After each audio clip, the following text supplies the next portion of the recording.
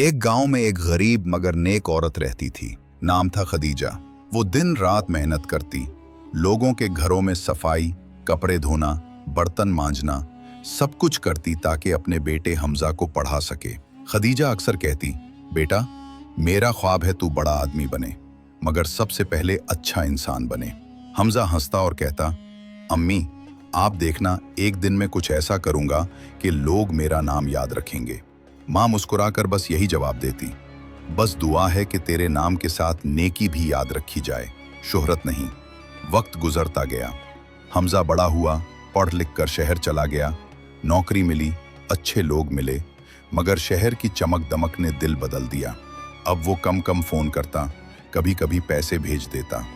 माँ हर रात दुआ करती, या अल्लाह, मेरा बेटा दुनिया में न भटक जाए, ईमान की राह पर वापस आ जाए। एक दिन हमजा की जिंदगी बदल गई। एक बड़े बिजनेस डील के दौरान उसने एक गलत फैसला किया, झूठ बोला, किसी का हक मार लिया। चंद दिन बाद उसकी कंपनी को बड़ा नुकसान हुआ। सबने उस पर इल्जाम लगाया। नौकरी गई, इज्जत गई और दिल में पछतावा आ गया। वो टूट गया। रात के अंधेरे में वो सजदे में गिर पड़ा और रो पड़ा, या अल्लाह, मैंने दुनिया के लिए सच्चाई छोड़ दी, लेकिन अब मुझे तेरी राह पर वापस आना है। इसी वक्त उसके फोन पर कॉल आई। अम्मी की थी।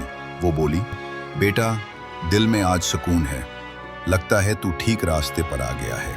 हमजा हैरान रह गया, कहने लगा, अम्मी, आपको कैसे पता?